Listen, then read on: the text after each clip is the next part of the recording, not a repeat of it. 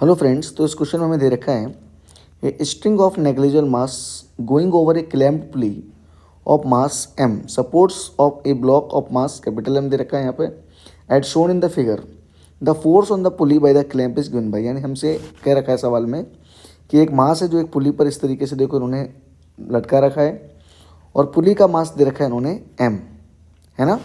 और स्ट्रिंग हमारी मासलेस है, जैसे इन्होंने बोला कि नेग्लिजिबल मास है, स्ट्रिंग का कोई मास नहीं है। तो कैसे करेंगे इस क्वेश्चन को, ध्यान से देखिए। हम जानते हैं कि ये वाला जो मास है ये इसको नीचे खींच रहा होगा अपनी वेट की वजह से, जो कि है mg, है ना। और इधर लग रहा होगा टेंशन, हमने मान लिया टेंशन कितना लग रहा है t। अब देखो ये पूरी स्ट्रिंग, ये वाली स्ट्रिंग जो हम देख रहे हैं, ये पूरी स्ट्रिंग देखो सेम है ये वाली, तो टेंशन भी सेम होगा। यानी यहाँ पे टेंशन कितना होगा t इस तरफ, है ना। अब ध्यान से देखो, ये वाली जो क्लैंप है ये कितना फोर्स लगा रही होगी, जितना फोर्स ये नीचे की तरफ और ये इस तरफ लगा रही होगी, उन दोनों का रिजल्टेंट फोर्स जो भी होगा उसके बराबरी फोर्स कहाँ लग रहा होगा हमारा, इस वाली क्लैंप से। बात समझ में आ रही है। यानी ये वाली स्ट्रिंग और ये जो नीचे जा रही स्ट्रिंग, इन दोनों का जो रिजल्टेंट होगा उतना ही फोर्स तो लगा पाएगी, तभी ये बैलेंस रहेगा। तो हम इसका फोर्स निकालना चाहते हैं कितना होगा। तो आप जानते हो फोर्स का फॉर्मूला क्या होगा, क्योंकि हमारे पास अब दो वेक्टर हो गए, एक इस तरफ और एक नीचे की तरफ।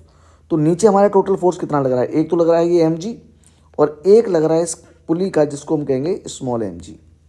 तो फोर्स क्या हो गया, हम जानते हैं क्या होता है फॉर्मूला वेक्टर का, अंडर रूट ए स्क्वायर में अगर हम इसको बोल देते हैं t, तो यहाँ पर भी क्या आएगा t, तो ये हो जाएगा t स्क्वायर प्लस नीचे की तरफ कौन सा रिजल्टेंट लग रहा है, एक तो ये वाला mg और एक ये mg, यानी mg प्लस mg का स्क्वायर। तो हमारा फोर्स क्या हो गया भाई, देखो ध्यान से, टी स्क्वायर है ये, तो देखो टी किसके बराबर आया था, अभी निकाला था अपन ने, ये देखो इसको बैलेंस कर रहा था।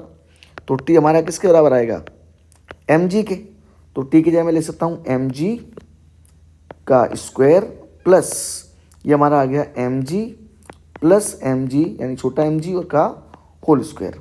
ध्यान से देखेंगे तो देखो g इन सब में g आ रहा है, क्या ये g कॉमन है, तो हमारे पास क्या आ जाएगा g स्क्वायर अंडर रूट के अंदर, और ये आ जाएगा m स्क्वायर